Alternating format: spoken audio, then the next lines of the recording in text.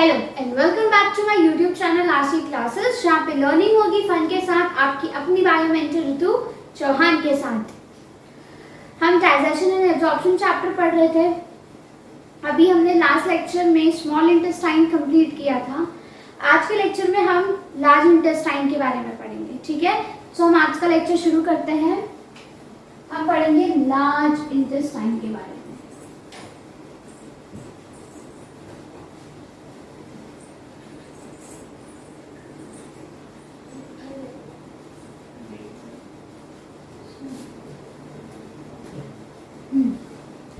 Large intestine,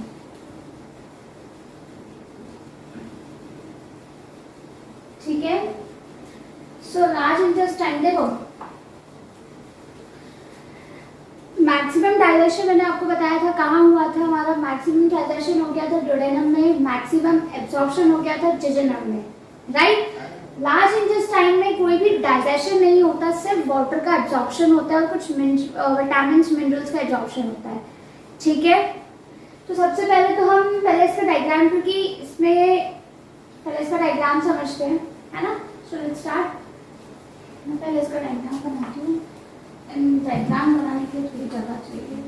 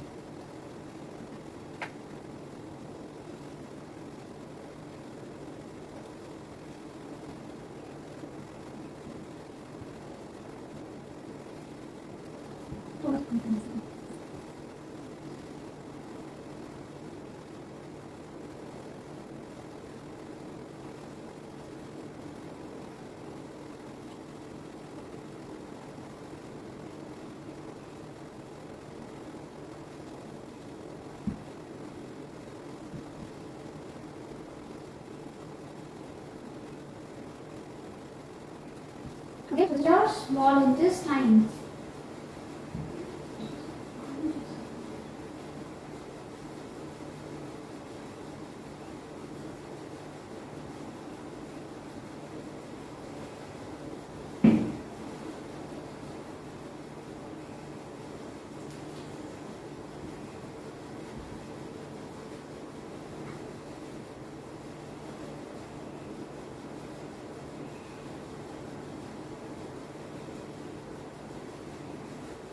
So this is your large intestine. Okay, ये हो गया हमारा लार्ज इंटेस्टाइन का डायग्राम।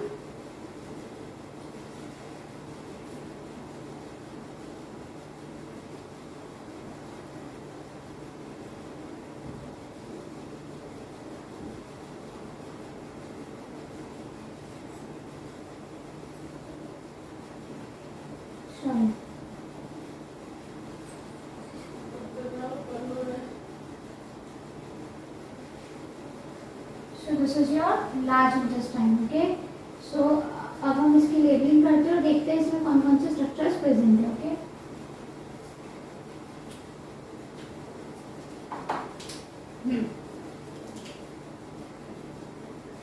सो लार्ज इंटेस्टाइन में हम सबसे पहले इस पार्ट की बात करते हैं। ठीक है, ये है, इसका नाम है सीकम।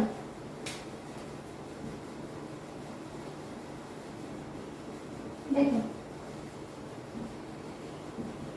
लार्ज इंटेस्टाइन को हम तीन पार्ट में डिवाइड करते हैं, सीकम, कोलन और रेक्टम। ठीक है, ये सीकम, ये जो पूरा है दिस इज योर कोलन। ठीक है, ये पूरा इज योर कोलन। ठीक है, एंड ये वाला पार्ट क्या हो गया, रेक्टम।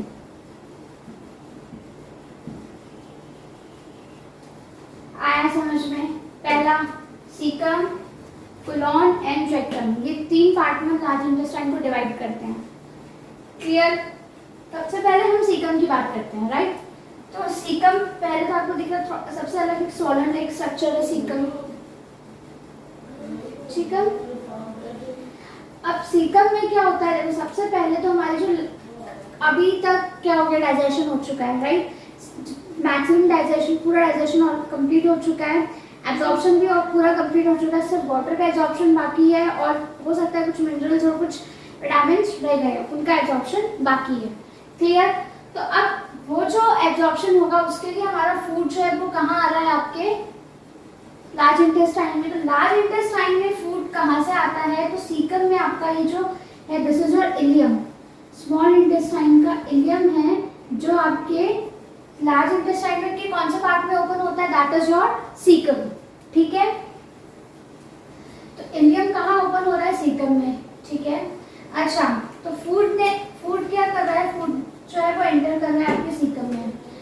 अभी हमने पढ़ा था, मैंने आपको बताया था शुरू से जितना भी अभी तक हम पढ़ चुके हैं, इसोफेगस है, स्टमक है, कि सब जगह पे, क्योंकि फूड जब एक बार एंट्री ले रहा है तो उसका बैक फ्लो ना हो, तो कहीं पे स्फिंक्टर प्रेजेंट था, राइट। तो यहाँ पे बैक फ्लो ना हो, इसलिए यहाँ पे एक वाल्व प्रेजेंट होता है, यहाँ पे एक वाल्व प्रेजेंट होता है जिसे आप बोलते हो इलियोसिकल वाल्व। इलियोसिकल वाल्व क्यों, क्योंकि इसमें इलियम और सीकम के बीच में है। अच्छा, वाल्व में और स्फिंक्टर में क्या डिफरेंस होता है, देखो, वैसे वाल्व और स्फिंक्टर में सिमिलरिटी यही है कि ये किसी भी चीज के बैक फ्लो को रोक रहे हैं, राइट। ये फूड के बैक फ्लो को प्रिवेंट कर रहे हैं। डिफरेंस ये होता है कि जो आपका वाल्व होता है ना, it's a flap like structure होता है, एक दरवाजे की तरह होता है, एक बार खाना अंदर आया वो क्या हो जाएगा, बंद। ठीक है, so valve is like a flap like structure. ठीक है, एक बार फूड ने एंट्री, सपोज मान लो ये है, राइट, एक बार फूड ने एंट्री ली है, बंद हो जाएगा। क्लियर। लेकिन जो स्फिंक्टर होता है वो एक रिंग लाइक स्ट्रक्चर होता है ना, एक रिंग लाइक स्ट्रक्चर होता है जो कंट्रैक्ट और रिलैक्स करता है। देखो, इसको ऐसे समझो कि मैंने है ना, आपने इसके आसपास एक रस्सी बांध दी, जब आप उसे कंट्रैक्ट खींचोगे, कंट्रैक्ट करोगे तो ये बंद हो जाएगा पूरा, है ना, और जब वो रिलैक्स करेगा तो वो ओपन हो जाएगा। तो स्फिंक्टर क्या करता है, कंट्रैक्ट और रिलैक्सेशन करके वो क्या करता है, उस पर्टिकुलर चीज को बंद करता है, ओपनिंग को। क्लियर। लेकिन valve is like a flap like structure, gate की तरह एक स्ट्रक्चर होता है जो बंद हो जाता है और खुलता है, बंद होता है और खुलता है। क्लियर। तो इलियम से जो फूड है, अभी जो आपका अनडाइजेस्टेड फूड जिसे हम बोलते हैं, जो बचा हुआ खाना है, या अनडाइजेस्टेड या अनएब्जॉर्ब फूड जो है, बेसिकली जो सीकम में जिसने भी एंट्री ली है उसका बैक फ्लो ना हो, इसलिए यहाँ पे एक इलियोसिकल वाल्व होता है। So it also prevents the back flow of food, undigested food. ठीक है, आया समझ में। ये हो गया आपका इलियोसिकल वाल्व के बारे में। अच्छा, सीकम के पास एक स्ट्रक्चर होता है, यहाँ पहले अपन सीकम के बारे में देखते हैं, फिर हम स्ट्रक्चर के बारे में बात करेंगे। सीकम को हम क्या बोलते हैं, ब्लाइंड सेक भी बोलते हैं। सीकम को आप क्या बोलते हो, ब्लाइंड सेक। ब्लाइंड सेक क्यों बोला जाता है, बेसिकली देखो, ब्लाइंड सेक वो चीज होती है जो सिर्फ एक ही जगह से ओपन होती है, बाकी सब जगह से क्लोज, उसकी सिंगल ओपनिंग होती है, दैट इज योर ब्लाइंड सेक। तो सीकम की सिंगल ओपनिंग है, इसलिए उसे हम क्या बोलते हैं, ब्लाइंड सेक। ठीक है, नेक्स्ट, सीकम के पास कुछ सिम्बायोटिक बैक्टीरियाज प्रेजेंट होते हैं। क्या प्रेजेंट होते हैं, सिम्बायोटिक बैक्टीरिया।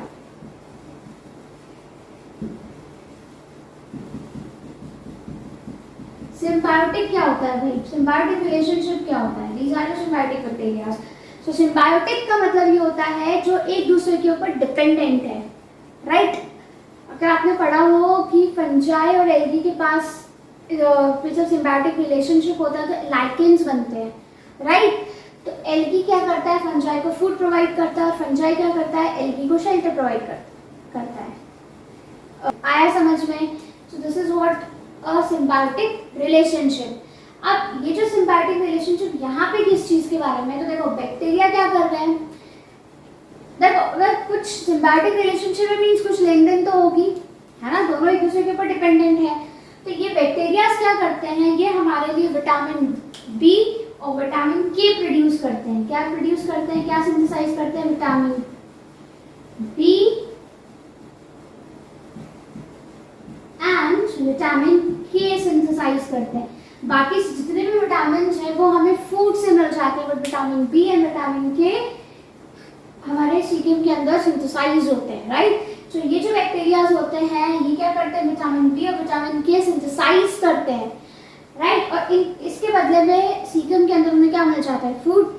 तो ये क्या है, अच्छे बैक्टीरियाज हैं, है ना। बैक्टीरिया भी अच्छे होते हैं, हर बैक्टीरिया खराब तो होता नहीं है ना। जैसे हर इंसान खराब नहीं होता वैसे हर बैक्टीरिया खराब नहीं होता। These are good bacterias. जैसे फॉर एग्जांपल ई कोलाई, है ना, सो वो भी हमारे सीक्रेम के अंदर प्रेजेंट होता है। तो ये क्या प्रोड्यूस करते हैं, विटामिन बी एंड विटामिन के। क्लियर, आया समझ में। दूसरी चीज, सीक्रेम जो है अच्छा ये तो हो गया सीक्रेम के बारे में कि भाई ये ब्लाइंड सेक है और इसके पास क्या है, सिम्बायोटिक बैक्टीरिया है। क्लियर। अब जो सीक्रेम होता है उसके पास जो ये आपको एक स्ट्रक्चर दिख रहा होगा, आउटग्रोथ लाइक स्ट्रक्चर जो है ये, इसे हम बोलते हैं वर्मीफॉर्म अपेंडिक्स। आप इसे क्या बोलोगे स्ट्रक्चर को,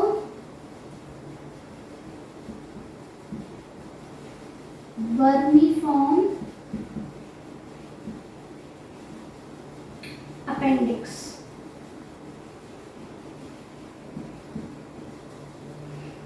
ये क्या है, इसका क्या फंक्शन है, देखो वर्मीफॉर्म अपेंडिक्स जो है, पहली बात तो ये एक ट्यूब लाइक स्ट्रक्चर है जो सिर्फ एक एंड से खुला हुआ और एक एंड से बंद है, राइट। अब ये बंद है मीन्स इसका तो कोई काम ही नहीं है। ये हमारी बॉडी में क्या होता है, वेस्टिजियल होता है। क्या होता है, वेस्टिजियल। वेस्टिजियल, वेस्टिजियल क्या होता है, तो भाई वेस्टिजियल ऑर्गन वो होते हैं जो हमारे पास प्रेजेंट है बट नॉन फंक्शनल है ना। हमारे एंसेस्टर्स में वो बहुत काम करते थे लेकिन अब हमारे अंदर वो काम नहीं करते। कैसे, देखो वर्मीफॉर्म अपेंडिक्स जो था पहले ये बहुत बड़ी ट्यूब लाइक स्ट्रक्चर थी, क्योंकि हमारे एंसेस्टर्स जो थे वो क्या करते थे, बहुत ज़्यादा जो रॉ प्लांट होते हैं, कच्चे प्लांट्स खाते थे, है ना। प्लांट्स के अंदर क्या होता है, सेल्यूलोज, राइट। अब ये बैक्टीरियाज, क्योंकि वर्मीफॉर्म अपेंडिक्स में भी बैक्टीरियाज प्रेजेंट होते हैं और वो एंजाइम बनाते हैं जिन्हें हम क्या बोलते हैं, सेल्यूलेज। एंड ये जो एंजाइम होता है ये सेल्यूलोज को डाइजेस्ट करने में हेल्प करता है। बट अब हम लोग क्या करते हैं, बॉइल फूड खाते हैं, राइट। सो सेल्यूलोज को डाइजेस्ट करने की कोई ज़रूरत ही नहीं। तो धीरे धीरे करके वर्मीफॉर्म अपेंडिक्स छोटा होता गया और साइज में रिड्यूस हो गया और ये नॉन फंक्शनल हो गया। तो अभी हमारी बॉडी में इसका कोई भी फंक्शन नहीं। बट कुछ हर्बीवोर्स ऐसे हैं जैसे कि रैबिट, जिनमें इसका साइज बहुत बड़ा है और उनके पास ये बैक्टीरियाज है जो सेल्यूलेज एंजाइम बनाते हैं, क्योंकि वो कच्चा जो प्लांट्स उसे कच्चा ही खाते हैं, तो उन्हें सेल्यूलोज को डाइजेस्ट करने के लिए क्या चाहिए, सेल्यूलेज एंजाइम। क्लियर, आया समझ में। तो वर्मीफॉर्म अपेंडिक्स क्या है, हमारे अंदर वेस्टिजियल है। क्लियर, हमने पढ़ा था कि हमारे डाइजेस्टिव सिस्टम में दो वेस्टिजियल ऑर्गन है, एक आपका थर्ड मोलर, है ना, अक्कल की दाढ़, विजडम टूथ, एंड अदर जो वेस्टिजियल ऑर्गन है जो वर्मीफॉर्म अपेंडिक्स। क्लियर, आया समझ में। अब हम देखेंगे कोलॉन के बारे में। देखो कोलॉन को भी हमने 4 पार्ट में डिवाइड किया हुआ है। It has been divided into 4 parts. अगर आप ये देखो कैसे, जैसे जिस डायरेक्शन में ना आपका जो अनडाइजेस्टेड फूड है वो मूव कर रहा है, उस डायरेक्शन के अकॉर्डिंग हमने उसको नाम दिया। जैसे अब फूड जो है आपका वो ऊपर की तरफ मूव कर रहा है ना। सो असेंड, सो ये क्या हो गया आपका ascending colon. This is your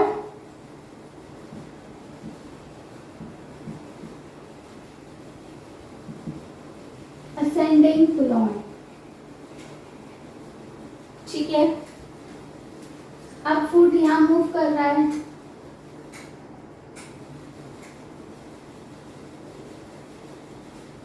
just a moment, इसको हम एरो को अंदर की तरफ कर देते हैं।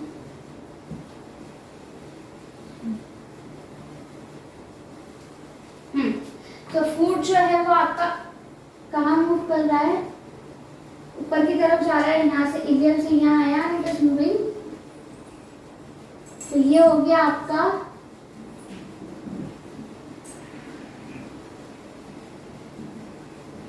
Ascending colon,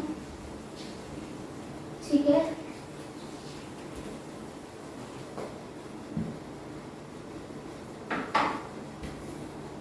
this is your ascending colon. ये है आपका ट्रांसवर्स कोलॉन, है ना, this is your transverse colon.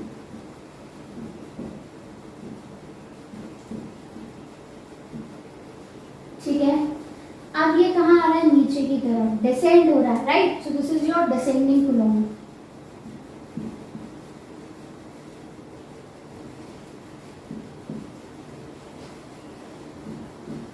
ठीक है, क्लियर। अब यहाँ पे आपको एक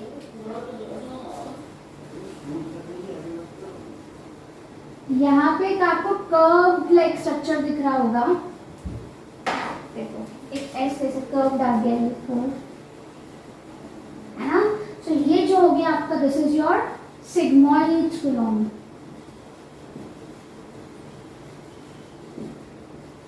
कौन सा कोलॉन है ये आपका, सिग्मॉइड कोलॉन। आया समझ में। अब कोलॉन में क्या होगा, देखो जैसे जैसे फूड अनडाइजेस्टेड फूड जो है वो मूव करता जाएगा, वैसे वैसे उसमें वाटर का एब्जॉर्प्शन होता जाएगा, राइट। क्योंकि देखो क्या होता है कि इलियन से क्या हो रहा है, जैसे खाना जो है, क्योंकि देखो मैंने बताया था स्टमक में वो लिक्विड फॉर्म में काइम बन जाता है, काइम इज अ लिक्विड। तो जैसे जैसे, और क्योंकि हमारा जो फीकल मैटर होता है वो आपको पता है it is a semi solid, right. तो क्या होता है कि जैसे जैसे खाना ऊपर की तरफ जाता जाएगा, पानी एब्जॉर्ब होता जाएगा, पानी जैसे जैसे एब्जॉर्ब होगा वो गाढ़ा होता जाएगा, सेमी सॉलिड बनता जाएगा। क्लियर, आया समझ में। तो ट्रांसफर कोलॉन का काम क्या है, फूड विल मूव, राइट, और वाटर एब्जॉर्प्शन होता जाएगा। अब ये जो कोलॉन है बेसिकली इसमें क्या होता है, देखो कोलॉन जो होता है इसके पास एक मसल्स होती है, लॉन्गिट्यूडनल स्मूथ मसल्स, जिसे हम क्या बोलते हैं, टेनिकुलाई। टेनिकुलाई 3 पेयर में होती है, देखो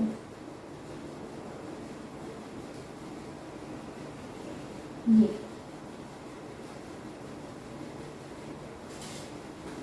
इस तरीके से 3 लेयर्स प्रेजेंट होती हैं।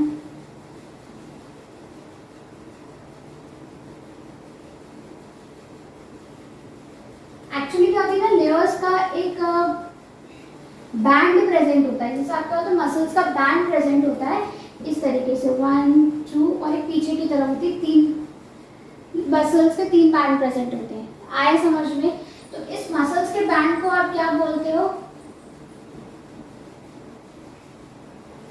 टेनिकुलाई, ठीक है। टेनिकुलाई क्या है, bands of muscles, longitudinal muscles हैं ये आपकी। आया समझ में। अब देखो ये अंदर की तरफ तो क्या है, बैंड्स हैं, बट बाहर की तरफ ना आपको कुछ इस तरीके का, ये जो आपको दिख रहा होगा ये, राइट, ये इस तरीके का स्ट्रक्चर। तो इस स्ट्रक्चर को हम क्या बोलते हैं, हॉस्ट्रा। क्या बोलते हो आप इसे, हॉस्ट्रा। सो ये जो स्ट्रक्चर है, this structure is known as haustra. और हॉस्ट्रा क्या करता है, इट हेल्प्स कि ज्यादा से ज्यादा वाटर एब्जॉर्ब हो सके, राइट। आया समझ में। एक्चुअली क्या होता है ना, हॉस्ट्रा का ये जो स्ट्रक्चर है, इस तरीके का स्ट्रक्चर, ये क्या करता है, फूड जो अनडाइजेस्टेड फूड है उसका मूवमेंट स्लो कर देता है।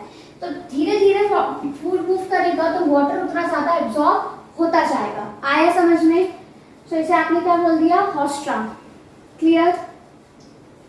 अच्छा, अब ये जो फूड है यहां से कहाँ कलेक्ट हो जाएगा, आपके रेक्टम में, ठीक है। सो रेक्टम क्या करता है, इट स्टोर्स द अनडाइजेस्टेड और अनएब्जॉर्ब्ड फूड। तो ये क्या कर रहा है, रेक्टम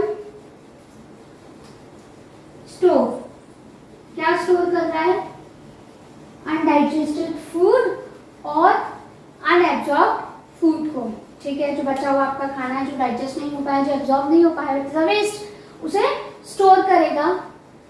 अब जिसके थ्रू ये खाना जो आपका फीकल मैटर है basically it's a faecal matter, तो ये कहाँ से बाहर आएगा? तो ये जो ओपनिंग है इसे हम बोलते हैं एनस। क्या बोलोगे आप इसे? एनस। और ये जो है this is known as anal canal, है ना? एनल कैनाल है, यहाँ से धीरे धीरे आएगा and this is your anus. Clear? Anal canal के पास दो तरीके के स्फिंक्टर्स होते हैं बेसिकली। देखो, एक होता है इंटरनल स्फिंक्टर, एक होता है एक्सटर्नल स्फिंक्टर। ठीक है?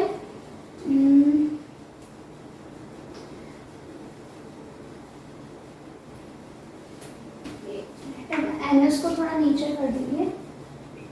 चलो देखो, ये है इंटरनल स्फिंक्टर, ठीक है? And this is your external sphincter.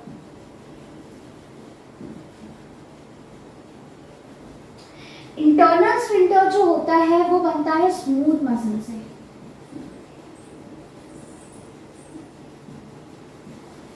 किससे बनेगा? स्मूथ मसल से, इसलिए ये इनवॉलेंट्री होता है, मींस ये हमारे कंट्रोल में नहीं होता। एक्सटर्नल स्फिंक्टर जो होता है वो बनता है आपके स्केलेटल मसल से। दैट मींस कि ये जो है आपका स्फिंक्टर ये आपके कंट्रोल में रहता है, ठीक है? और यहाँ से जो आपका फीकल मैटर है बेसिकली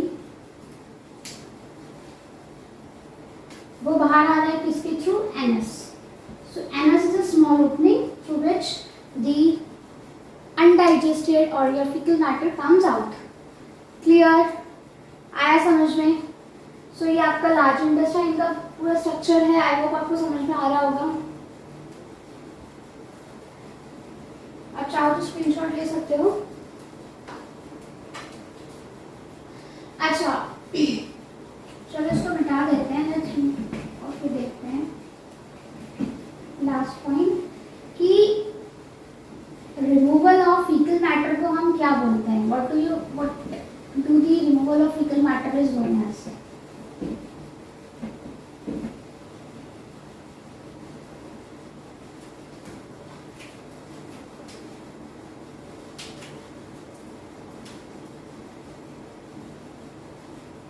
removal of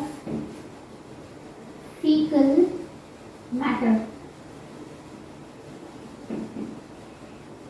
को आप क्या बोलते हो?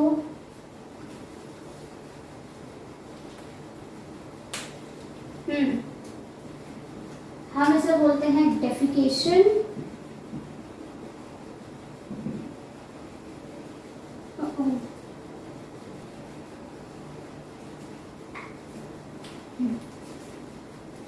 आप इसे क्या बोलते हो?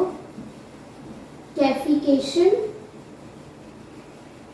या फिर इजैक्शन। क्लियर?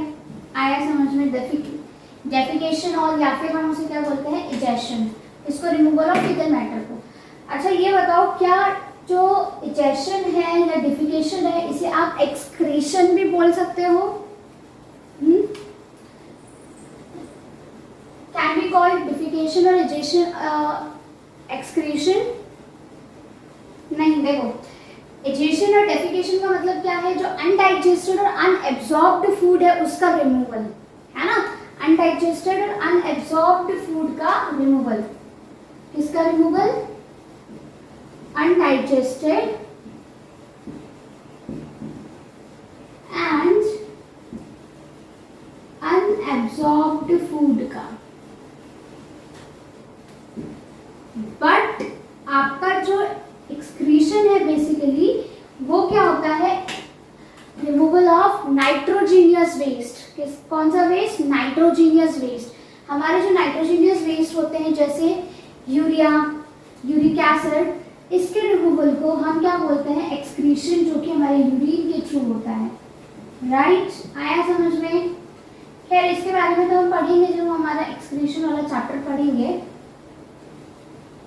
बट एक शॉर्ट में लिख लेती हूँ मैं यहाँ पे आपको कि एक्सक्रीशन क्या है,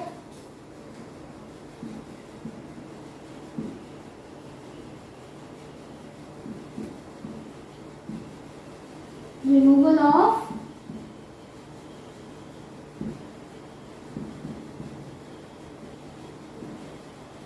नाइट्रोजीनियस वेस्ट। नाइट्रोजीनियस वेस्ट के रिमूवल को हम क्या बोलते हैं, एक्सक्रीशन। आई होप आपको समझ में आ गया होगा डिफरेंस डिफिकेशन और एक्सक्रीशन के बीच में। क्लियर? नाइट्रोजीनियस वेस्ट के रिमूवल को हम एक्सक्रीशन बोलते हैं। सो that's all for today. I hope आपको मेरा आज का लेक्चर भी समझ में आया होगा। सो आज का लेक्चर तक हमारा डाइजेस्टिव ऑर्गन सारे कंप्लीट हो चुके हैं। अब हार्डली 2 या 3 लेक्चर्स लगेंगे हमारा डाइजेस्टिव जितने भी ग्लैंड्स है और उनका जो भी डाइजेशन है कैसे होता है, कौन कौन से फूड में कैसे कैसे डाइजेशन होता है, कैसे ब्रेक डाउन होता है फूड, हम ये देखेंगे। क्लियर? अगर आपको मेरे लेक्चर्स पसंद आ रहे हैं और आपको मेरी और वीडियोस ऐसी और वीडियोस चाहिए तो प्लीज़ मेरे चैनल को लाइक कीजिए, शेयर कीजिए और सब्सक्राइब कीजिए। अगर आपको so that's all for today.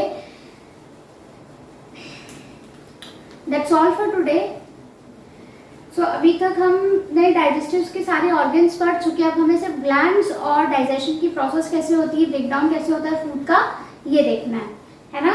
अगर आपको मेरा ये लेक्चर पसंद आ रहा है और अगर आप मेरी ऐसी और भी वीडियोस देखना चाहते हैं तो मेरे चैनल को लाइक कीजिए, शेयर कीजिए और उसे सब्सक्राइब कीजिए।